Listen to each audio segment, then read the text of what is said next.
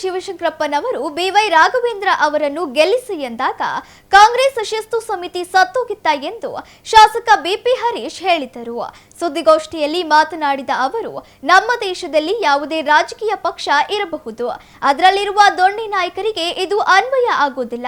ಸಾಮಾನ್ಯ ಕಾರ್ಯಕರ್ತರಿಗೆ ಮಾತ್ರ ಶಿಸ್ತು ಕ್ರಮ ಅನ್ವಯವಾಗುತ್ತದೆ ಎಂದ ಅವರು, ಶಿವಶಂಕರಪ್ಪನವರಿಗೆ ಒಂದು ನೋಟಿಸ್ ಕೊಟ್ಟಿದ್ದರೆ ನಾವು ಒಪ್ಪಿಕೊಳ್ಳುತ್ತಿದ್ದೆವು ಎಂದರು. ಉತ್ತರ ವಿಧಾನಸಭಾ ಚುನಾವಣೆಯಲ್ಲಿ ಸೈಯದ್ ಸೈಫುಲ್ಲಾ ಅವರ ಹೆಸರು ಕಾಟಾಕಿ ಮಲ್ಲಿಕಾರ್ಜುನ್ ಅವರ ಹೆಸರು ಬರೆದುಕೊಂಡಿದ್ದರು. ಆಗ ಕಾಂಗ್ರೆಸ್ ಅಭ್ಯರ್ಥಿಯಾಗಿ ಇಬ್ರಾಹಿಂ ಎಂಬಾತ ಸ್ಪರ್ಧೆ ಮಾಡಿದ್ದು ಕಾಂಗ್ರೆಸ್ ಗೆಲ್ಲುತ್ತೆ ಎಂದು ಹೇಳುತ್ತಿದ್ದರು. ಆಗ ನಾನು ನಿಮಗೆ ಎಷ್ಟು ಓಟು ಬಿದ್ದುವು ಅಂದಿದ್ದಕ್ಕೆ 5,000 ಓಟು ಬಿದ್ದಿವೆ ಎಂದು ಅವರು ಹೇಳಿದ್ದು.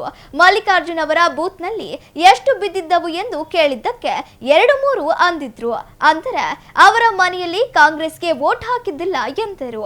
ಇನ್ನು ದಾವಣಗೆರೆ ದಕ್ಷಿಣ ವಿಧಾನಸಭಾ ಉಪಚುನಾವಣೆಯ ಫಲಿತಾಂಶವೇ ಬಂದಿಲ್ಲ. ಸಾಮಾನ್ಯರ ಮೇಲೆ ಎಐಸಿಸಿಯಿಂದ ಕ್ರಮ ಆಗುತ್ತೆ ಎಂದ ಅವರು, ಕಾಂಗ್ರೆಸ್ ಶಾಸಕರು ಪಕ್ಷ ವಿರೋಧಿ ಹೇಳಿಕೆ ಕೊಟ್ಟರೆ ಅವರ ಕಿವಿಗೂ ಬಿದ್ದಿಲ್ಲ, ಕಣ್ಣಿಗೂ ಕಂಡಿಲ್ಲ. ಏಕೆಂದರೆ ಅವರು ದುಡ್ಡು ಕೊಟ್ಟು ಪಕ್ಷ ನಡೆಸ್ತಾರೆ, ದುಡ್ಡು ಕೊಟ್ಟು ಟಿಕೆಟ್ ತರ್ತಾರೆ.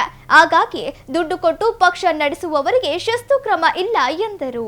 ದಾವಣಗೆರೆಯ ಪ್ರತಿಷ್ಠಿತ JH Patel academy, BIT road near Hemavathi hostel, Davanagere. Admission open now. Shamanur ಶಿವಶಂಕರಪ್ಪನವರು ರಾಘವೇಂದ್ರ ಅವ್ರನ್ನ ಗೆಲ್ಲಿಸಿ ಒಳ್ಳೆ ಕೆಲಸ ಮಾಡಿದ್ದಾರೆ ಅಂದಾಗ ಕಾಂಗ್ರೆಸ್ಸಿನ ಶಿಸ್ತು ಸಮಿತಿ ಸತ್ತೋಗಿತ್ತಾ?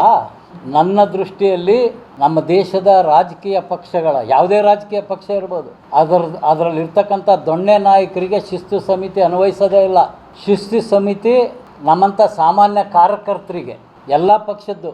ಶಿವಶಂಕರಪ್ಪನವ್ರಿಗೆ ಒಬ್ಬ ವಿಧಾನಸಭಾ ಕಾಂಗ್ರೆಸ್ ಸದಸ್ಯನಾಗಿ ಈ ರೀತಿ ನೀವು ಹೇಳ್ಬಾರ್ದು ಅಂತ ಒಂದು ನೋಟಿಸ್ ಕೊಟ್ಟಿದ್ದರೆ ನಾವು ಒಪ್ಕೊಳ್ತಾ ಇದ್ವಿ. ಯಾಕೆ ಇದೇ ಒಂದು ಉತ್ತರ ವಿಧಾನಸಭೆ ಚುನಾವಣೆಯಲ್ಲಿ ಕಾಂಗ್ರೆಸ್ಸಿನ ಸೈಯದ್ ಸೈಫುಲ್ಲಾ ಅವ್ರನ್ನ ಹೆಸರು ಕಾಟಾಕಿ, ಮಹಾಶಯ ಮಲ್ಲಿಕಾರ್ಜುನ್ ಅವ್ರು ಕಾಟಾಕಿ ಅವನ ಹೆಸರು ಬರ್ಕೊಂಡಿದ್ನಲ್ಲ, ಆವಾಗ ಇಬ್ರಾಹಿಂ ಅನ್ನೋರನ್ನ ಕಾಂಗ್ರೆಸ್ ಅಧಿಕೃತ ಅಭ್ಯರ್ಥಿ ಆಯಿತು. ಅವನು ಹೇಳ್ತಾನೆ, ಅವನು ಭಾಳ ಮಾತಾಡ್ತಿದ್ದ, ಕಾಂಗ್ರೆಸ್ ಗೆಲ್ಲತ್ತೆ ದಕ್ಷಿಣದಲ್ಲಿ ಅಂತ. ಆಮೇಲೆ ನಾನಂದು, ಹೌದಪ್ಪ ನೀನು ಕಾಂಗ್ರೆಸ್ ಅಧಿಕೃತ ಅಭ್ಯರ್ಥಿ ಆಗಿದ್ದಿಲ್ಲ, ಎಷ್ಟು ಓಟ್ ಬಿದ್ದು ಅಂತ ಕೇಳಿದೆ. 5,000 ಅಂತ. ಶಿವಶಂಕರಪ್ಪ ಮಲ್ಲಿಕಾರ್ಜುನ್ ಮನೆ ಬೂತಲ್ಲಿ ಎಷ್ಟು ಬಿದ್ದು? ಸಾರ್ ಅವ್ರ ಮನೆ ಬೂತ್ನಾಗ 2 ಬಿದ್ದಿದ್ವು ಅಂದು ಅವ್ರ ಮನೆಗೆ ಕಾಂಗ್ರೆಸ್ಗೆ ಓಟ್ ಹಾಕಿಲ್ಲ. ಒಂದು 50 ಓಟು ಆ ಒಂದು ಬೂತಲ್ಲಿ ಬಿದ್ದಿದ್ರೆ ಅದರೊಳಗೆ ಇವ್ರ ಮನೆಯವ್ರು ಹಾಕಿದ್ದಾರೆ ಅನ್ಬೋದು. ಇಬ್ರಾಹಿಂ ಹೇಳ್ತಾನೆ, ನನಗೆ 2-3 ಓಟ್ ಬಿದ್ದಿದ್ವು ಆ ಬೂತಲ್ಲಿ ಅಂತ. ಅಂದರೆ ಅವ್ರ ಮನೆಯಲ್ಲೇ ಕಾಂಗ್ರೆಸ್ಸಿಗೆ ಮತ ಹಾಕಿಲ್ಲ. ಇವ್ರಿಗೇನು ನೈತಿಕತೆ ಇದೆ? ಅವ್ರ ಮನೆಯವ್ರು ನಿಂತಾಗ ಮಾತ್ರ ಕಾಂಗ್ರೆಸ್ ಪಕ್ಷ ಶಿಸ್ತು ಸಮಿತಿ ಆ್ಯಕ್ಷನ್ ತಗೊಳ್ಳೋದು.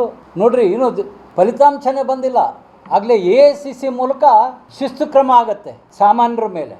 ಒಬ್ಬ ಕಾಂಗ್ರೆಸ್ ಶಾಸಕ ಪಕ್ಷ ವಿರೋಧಿ ಹೇಳಿಕೆ ಕೊಟ್ಟರೆ ಅದು ಅವ್ರಿಗೆ ಕಿವಿಗೂ ಬಿದ್ದಿಲ್ಲ, ಅವ್ರ ಕಣ್ಣಿಗೂ ಕಂಡಿಲ್ಲ. ಅವರು ಯಾಕಂದರೆ ಅವ್ರು ಶ್ರೀಮಂತರು. ನೋಡ್ರಿ, ಅವರು ದುಡ್ಡು ಕೊಟ್ಟು ಪಕ್ಷ ನಡೆಸ್ತಾರಲ್ಲ, ದುಡ್ಡು ಕೊಟ್ಟು ಪಕ್ಷ ನಡೆಸ್ತಾರೆ, ದುಡ್ಡು ಕೊಟ್ಟು ಟಿಕೆಟ್ ತೊಗೊಳ್ತಾರೆ. ಅವ್ರಿಗೆ ಶಿಸ್ತಿಲ್ಲ, ಯಾಕೆಂದ್ರೆ ದುಡ್ಡು ತಿಂದಿರ್ತಾರಲ್ಲ, ಅದಕ್ಕೆ ಅವ್ರಿಗೆ ಶಿಸ್ತಿಲ್ಲ, ಏನಿಲ್ಲ. ಶಾಮನೂರು ಶಿವಶಂಕರಪ್ಪನವರು ರಾಘವೇಂದ್ರ ಅವ್ರನ್ನ ಗೆಲ್ಲಿಸಿ ಒಳ್ಳೆ ಕೆಲಸ ಮಾಡಿದ್ದಾರೆ ಅಂದಾಗ ಕಾಂಗ್ರೆಸ್ಸಿನ ಶಿಸ್ತು ಸಮಿತಿ ಸತ್ತೋಗಿತ್ತಾ? ನನ್ನ ದೃಷ್ಟಿಯಲ್ಲಿ ನಮ್ಮ ದೇಶದ ರಾಜಕೀಯ ಪಕ್ಷಗಳ, ಯಾವುದೇ ರಾಜಕೀಯ ಪಕ್ಷ ಇರ್ಬೋದು, ಅದರಲ್ಲಿರ್ತಕ್ಕಂಥ ದೊಣ್ಣೆ ನಾಯಕರಿಗೆ ಶಿಸ್ತು ಸಮಿತಿ ಅನ್ವಯಿಸೋದೇ ಇಲ್ಲ. ಶಿಸ್ತು ಸಮಿತಿ ನಮ್ಮಂಥ ಸಾಮಾನ್ಯ ಕಾರ್ಯಕರ್ತರಿಗೆ, ಎಲ್ಲ ಪಕ್ಷದ್ದು. ಶಿವಶಂಕರಪ್ಪನವ್ರಿಗೆ ಒಬ್ಬ ವಿಧಾನಸಭಾ ಕಾಂಗ್ರೆಸ್ ಸದಸ್ಯನಾಗಿ ಈ ರೀತಿ ನೀವು ಹೇಳ್ಬಾರ್ದು ಅಂತ ಒಂದು ನೋಟಿಸ್ ಕೊಟ್ಟಿದ್ದರೆ ನಾವು ಒಪ್ಕೊಳ್ತಾ ಇದ್ವಿ. ಯಾಕೆ